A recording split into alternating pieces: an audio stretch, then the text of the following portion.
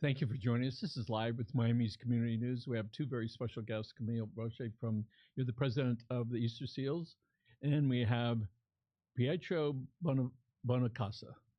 Close enough? Yes. Okay. And you're the VP of Development of the Easterseals. First of all, thank you very much for being here. You guys do very, very important work. So let's talk a little bit about your background, where you went to your terminal degree, all right, where that was. And then the next question is going to be, why Easterseals? So thank you first, Michael, for inviting us, for having us here, giving us an opportunity to share the work we do at Easterseals. So just to tell you a little bit about myself, I'm from Colombia. I moved here in 2003.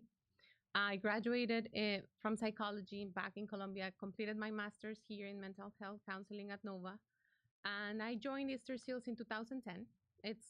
It was a career move because I wanted it to be in a bigger organization, perhaps with opportunities for professional growth. And I think the minute I stepped into Easterseals, I understood that it was my mission to be there and that I had a greater purpose than I thought initially I had. That's wonderful. And Pietro, why did you join Easterseals? I joined Easterseals a little over 3 years ago, and I work in philanthropy development. And I'm a firm believer that when you're passionate about a cause, a charity, that making a case for support is natural. And I feel very passionate about the work of Easterseals because I see the impact firsthand. Wonderful. So, were you the first woman to be head up Easterseals? No, there have been many other women before me, but you were I was the first Hispanic. So, all that in a perfect world, that shouldn't matter, but it does matter because there's little girls that are out there saying, "Do I have a chance?" Especially in America when so many people look like me, right? And then there's lots of people that look different, different colors, different shapes, and everything. So, what was that like for you when you got this job and you realized, "Gee, I'm the first Hispanic woman to do this"?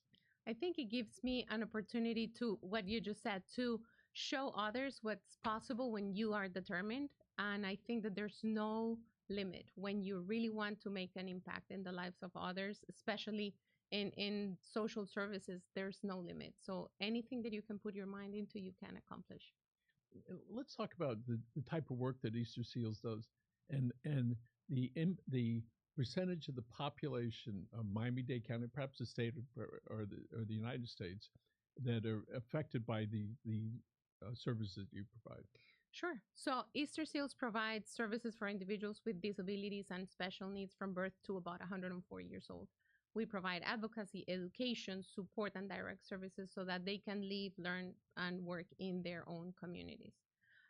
We have three pillar programs. We have special education services where we provide early intervention, a private school K through 12, and vocational and independent living instruction for young adults. We also have three adult daycare centers for seniors with memory impairments, Alzheimer's and dementia mostly. And we run 6 Head Start centers for families who are economically disadvantaged in Miami-Dade. It's a lot of work. Yes. I feel your passion. So, Pietro, what are some of the projects you've been working on and some of the ones you will be working on? So we are a very active organization. We always like to say that we accomplish a lot with limited resources, and we're so proud of that. We are very forward facing, community facing. We do a lot of outreach. We have 3 signature events, one that we're preparing for, and our events are there to really showcase the work that we do, the impact, and also bring new friends and supporters towards our mission. Mm-hmm. So I was reading about the number of people you have on staff.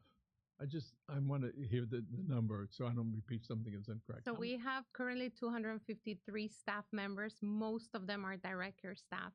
Easterseals spends 92 cents of every dollar in direct care services. So you can compare the amount of administrative staff is very little. That's a lot of staff people. And you're running that.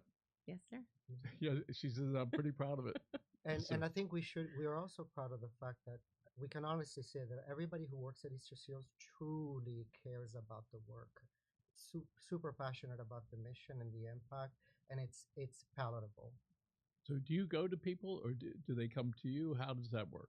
So the clients are referred to us by various funding sources. We have partnerships with the Alliance for Aging. We also work with Early Steps and Miami-Dade County Public Schools to bring those clients that need our services.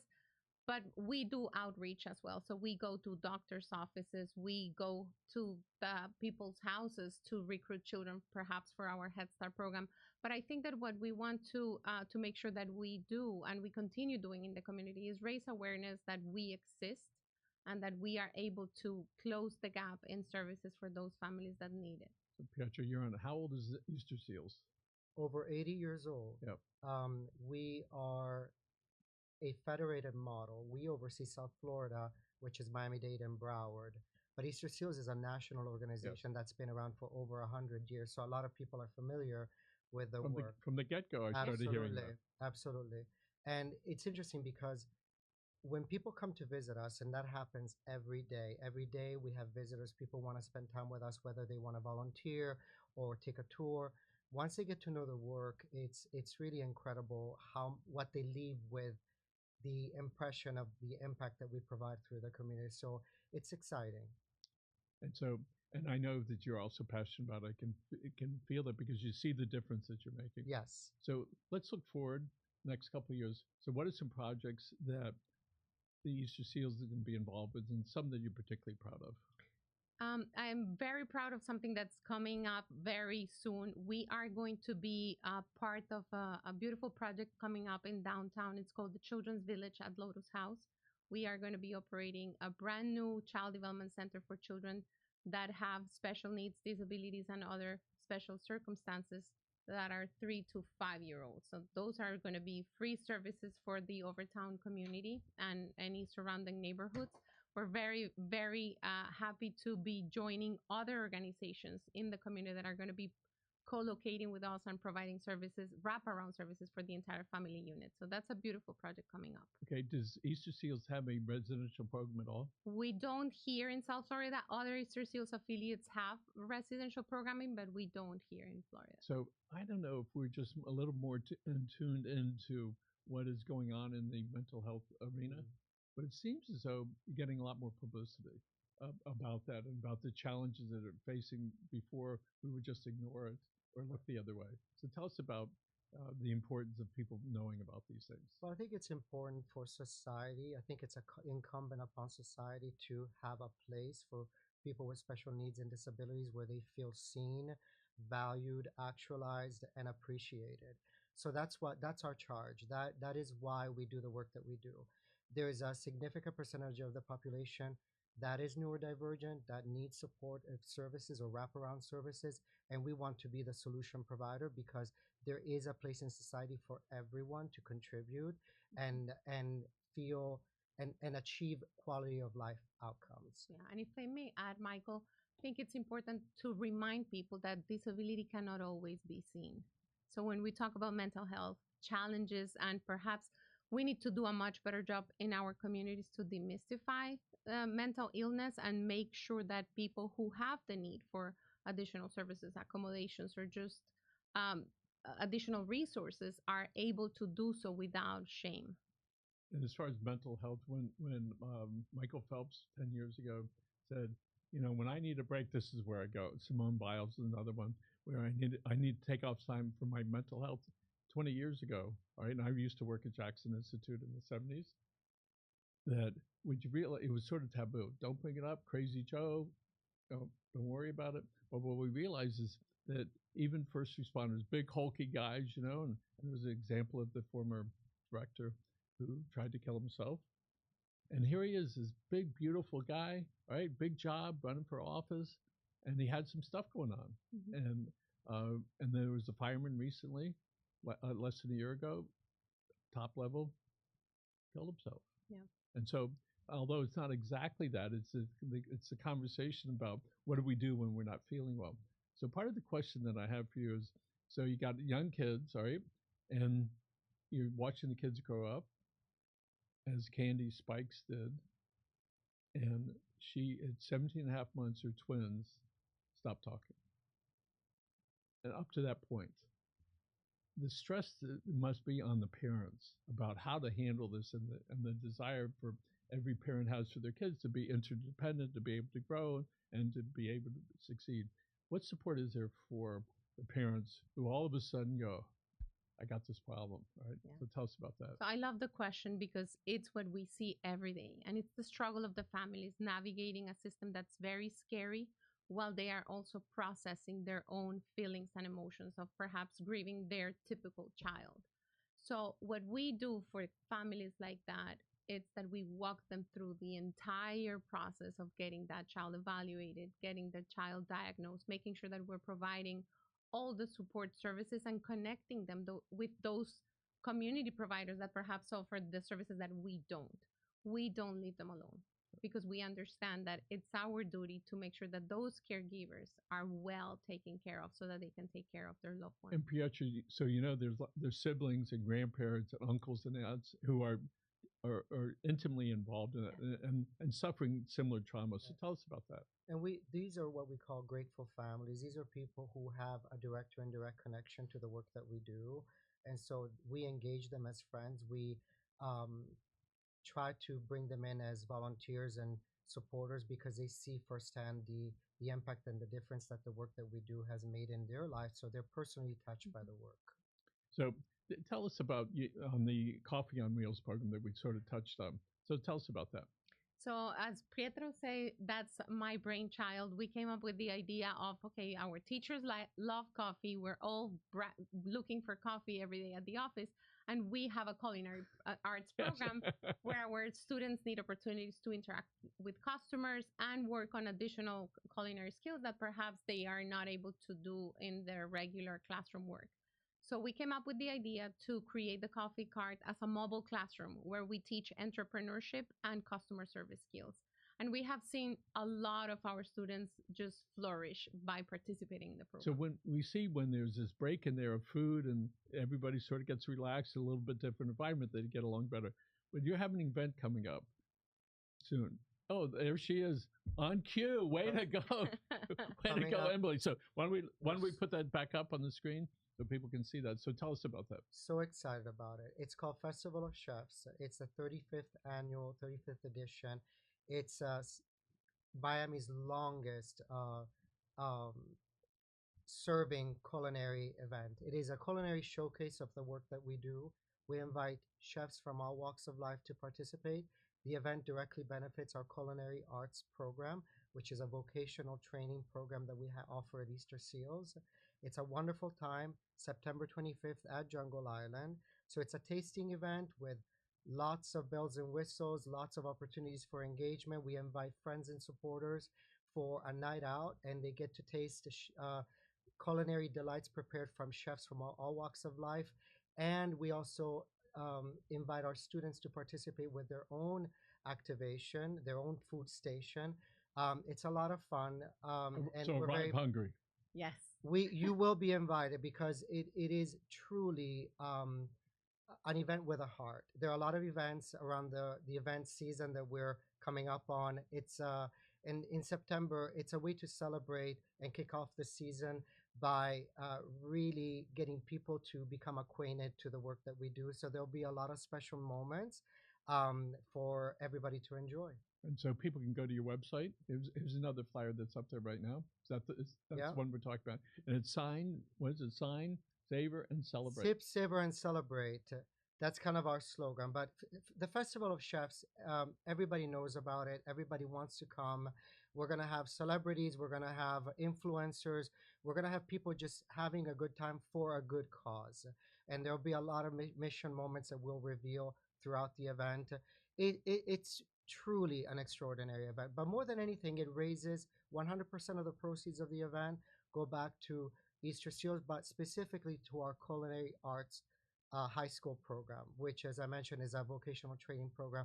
So it's also an opportunity for chefs who participate to get to know our students, and for our students to be exposed to potential opportunities for professional development. So let's talk about that. So culinary school, is that offered by Easterseals at the facility or something? So it's part of our high school program. So the students that are enrolled from 9th through 12th grade have the opportunity to prepare the meals for all the students in the school. So they are responsible in an industrial sized kitchen along with our chef instructor to prepare 140 meals per day So, and that's 3 times because it's breakfast, lunch, and snack for every single student in the school. That must prepared be from neat for them scratch.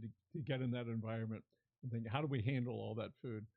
I go to the local restaurant, I go, how do they get all their plates out at the same time? Right. Yeah. Which is pretty amazing when you think about how people want to be served. So let's talk a little bit about some very special moments that you've had. There's some big successes, right, that you'd like to share. So aside from the coffee cart, which I think it's very dear to my heart, of course, and especially because I have seen the miracles happening with the students, how they flourish after participating. I've seen other cases like, and I'm gonna say his name just because he is one of our very own graduate students who happens to be a staff member and has been a staff member for about 8 years. But it's a Stewart. He graduated the culinary arts program and has been employed with Easterseals in a food preparation program that we have with the federal government. And he has been there, I want to say 8 or 9 years, every single day without missing. He's the most responsible employee we have. He comes on the 1st of January to my office to give me his entire schedule for vacation for the year. He makes sure he reminds me coming up, remember, I'm going to be out next week. Who's going to cover for me? And these are the tasks that this person is going to do. So he's the perfect employee. If you think about it, I think all of us want more people like Stewart in our team. By the way, that's one of the things we also realized. It was just like that. Yes. Right? Yes. In advance. Right? Absolutely. And it's wonderful. So let's talk about work that you do in Broward. That's a refresh my memory. This is just for Dade County. Correct. And But the second one, we also have an adult daycare center in Broward. Okay. We have services at Southwest Focal Point in the city of Pembroke Pines, and we serve approximately 60 seniors with Alzheimer's and dementia at the center as well. so let's talk about the frequency of diagnosis, even if it's not diagnosed per se. But tell us about that, how it's changed over the last 10 years, with you with 3 years, 10. Would you like to comment on that, Pietro? Well, I think certainly the rates are increasing across all types of disabilities, and the need is increasing. And I think to your earlier question, some of the biggest impact that we see is in the stories and the testimonials that we receive. There's a long waiting list for those services that we provide. And when we hear the stories and of hope is what we call them, where students, for example, or graduates are placed in job opportunities, that's a huge accomplishment. And when seniors in our older adult program, in an adult daycare program, achieve milestones like turning 100, 101, and 102, that speaks to the quality of life outcomes that we want them to receive. But definitely the rates are increasing. The need is extraordinary. So do you think that more people are coming forth with their children that aren't as shy about it? Or do you think they're just aware of, hey, there's something wrong with my son or my daughter? I think both. There is definitely more awareness with the community, with peers, maybe with even the physicians that are now more aware of those red flags, especially in children. But definitely, when a family is seeing something different in their child, I invite them to seek help immediately from a friend, from organizations like Easterseals, and from their pediatrician. There's got to be always, I always tell the parents, just follow your gut feeling, because that's what primarily brings children to our doors. And there is help that you can provide for the children, for the family, so that you're aware of it and be able to help that child at an early age starting to thrive. And then I look at Candy's experience, the shock that she must have been in, where 17 months of kids are perfect, and all of a sudden it stopped. Yeah. And she tells the story publicly. She had a big job. I was in a big job, big house. He left. She's there with the kids. She said, my total mission in life is to prepare those kids for adulthood. Right. That's it. Her life completely changed to take care of these kids. Right. I had the pleasure of meeting a young lady yesterday who adopted somebody that was on the spectrum. I've forgotten her name. And when I see that there's a lot of people that care, that the parents need to know that there are other people that care too. So how do you explain to the public that there's services that are available and there's a lot of support? So I think that one of the premises that we have at Easter Seals is that we provide caregiver support and relief at all ages. So if you think about it, the children that are here at that are with us at the centers are with us for 8 to 10 hours per day. What happens then is that the families are able to com- fulfill their lives and go to work and do their things knowing that their loved one is taken care of. And we do the same with the seniors. If the seniors are able to continue living with their loved ones at home, but being taken care of for the entire day, then their caregiver is able to continue working and able to continue caring for their mom or dad until their very end of their lives without having the need for institutionalization, decreasing the cost of nursing home placement, which is ultimately a big toll on our society. And so often the caregivers that finally have to say, I can't do it anymore, and then they have to deal with the feelings. All right, I'm giving him or her to somebody else. I'm not going to see him as often. Maybe they're not going to do well. So certainly there's a lot of grieving that goes on with that. So Pietro, let me ask you, if you could push a magic button and you say, here's something that I would like to happen with the Easterseals, what would it be? Definitely more funding and support is key, because we can achieve so many more milestones, and we can serve more people with the support of our community. So we're very big believers in partnerships. Ultimately, a lot of families come to us because of our reputation and the quality of our services. So the quality is there. Our staff is incredibly well trained, very passionate about the work, but the work that we do needs to be scalable, and it needs to be um, far reaching. And the way we do that is by mobilizing support and also creating more partnerships. We're always in need of more staff, more space, more resources, because trust me, the need is out there. The statistics are increasing, and people come to us because they hear through word of mouth about the impact and the quality. But the quality needs to be scalable. And that would be my biggest wish, if I could press that magic button. And that we serve all families regardless of their ability to pay. So it's our responsibility to raise funds to close that gap. Okay, Madam President, how about you? Magic button. What do you want to see happen? I want to make sure that every single family that may need our services is aware that we are there for them. An incredible thing I mentioned earlier, I used to be a registered nurse at Jackson Memorial Hospital, went to school there. I'm afraid to say what year it was. Emily over there is going to go, what? What? And I spent time working in the Institute. It was really eye-opening for me. Those are people that are mostly psychotic patients. And it was really eye-opening for me, where you can be there with somebody and not know until they start acting out. So when parents come to you and they talk about their kids starting to act out, and as they're explaining it to you, what are you going through and watching them expressing themselves? We have seen so many different dynamics, and perhaps in my previous roles within the organization, I saw a lot more of that, the family dynamic when they first come to seek our services. And then I think when they finally break that barrier and start trusting the process, they understand that we are there for them, that we're not judgmental in any sort of way, that we understand that every family struggles differently and every family embraces their condition differently. And we, without judgment, we help them along the way. So if it's a family that, as you just mentioned, a lot of our families are single parent households, and that's fine. We know how hard it is. So we break the barriers and we continue walking with the families along the way. Thank you for that. And you mentioned earlier, you want to make sure that the children can perform and that they're happy and they participate.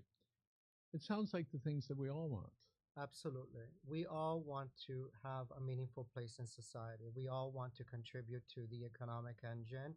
And I think regardless of what our abilities are, and I think each of us has unique abilities, we really believe that society, that people in the community, employers should play into those strengths and should create opportunities where those strengths can shine, and those young adults can contribute and feel that they have a home away from home. What we don't want is for our participants, our students, to graduate and go back to a home environment where they sit on the couch. That is not the work that we do. We want them to grow older and achieve the best possible quality of life outcomes. And there is a place for all of us in our community, and we're just so passionate about that. One of the things when I was talking to some folks from the South Dade regional, the playhouses down south, he said, if somebody wants to be in entertainment and acting, they don't have to be the actor. They could be making the clothing for it. They could be handling the cameras. They could be sweeping the floors, but they just want to be around it. So there's a place for everybody. Just got to find the right place for them. So I know people have helped you along your way. Perhaps you have some mentors that you like to talk about, and maybe they're with us or they're not. So this is the time we get to look right into the camera right over here. If we put the camera on Camila, that would be good, right? So talk if you're talking to them. So yes, definitely mentors along the way. And I can think of two very, very important people. In my professional career has been Lorene Chan. She's the current president and CEO of the Health Foundation South Florida, former president and CEO of Easterseals, big mentor of mine. So thank you, Lorene. And definitely Michael Alessandri, Dr. Michael Alessandri, an incredible champion of autism in our community and worldwide. And he has been just an absolute champion of my work and gives me purpose every day to just look what he's doing and keep going. Thank you for that. So he's with the University of Miami under the Center for Autism and Related Disorders. So people can look him up if they need to have conversations. Absolutely. We were fortunate to have Victor, have the good doctor in for that. And the same question for you, kind sir. Absolutely. So when I also moved to Miami in 2003, and a mentor of mine who took me under his wing right away, he was the founding dean of the FIU Law School. His name is Leonard Strickman. He is good people, and we always say, be a kind friend. That is who he was. These are our mentors. These are people who become friends of ours, people who care about our progress. They take an interest in us, and they are proud of our success. So thank you. So we're going to wrap it up. I wanted to make sure we didn't miss anything. We have 45 seconds. I want to thank you for giving us the opportunity again to share the mission of Easterseals, to make sure that nobody that needs our services is unaware that we exist. Pietro? We want you to come visit us and really show how much we appreciate the work that you all do here and helping to raise awareness about our mission. So you're going to be receiving an invitation. We'd love to have you. And thank you so much for your interest, because without this platform, we wouldn't really be able to get the word out. And I think with this platform, more and more people hear about us, and they can also become supporters, however they want to support. Okay. And all you business people out there, take out your checkbook and credit card, go to easterseals.com/South Florida. Right? Yes. Make a donation. Yes. Make a donation, all right? And come visit us for Festival of Chefs. It's going to be a fun event, a fun night out, and you'll get to support our students. Be a kind friend. Right. Thank you, Michael. My pleasure, Camila. Thank you. Pietro, thank you so much. We're so honored. Okay, we're going to look, our pleasure. Folks, remember, take care of your family and give them a hug tonight. Have a good day. Bye. Thank you. Thank you.